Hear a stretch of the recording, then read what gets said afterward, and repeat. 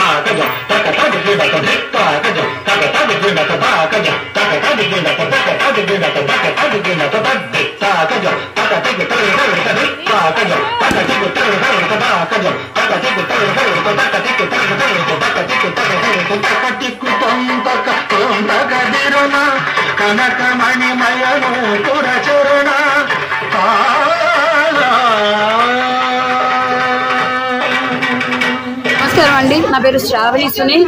సరస్వతి నగర్ లో ఉన్న శివనృత్య కళా నిలయం నాట్య గురువుని.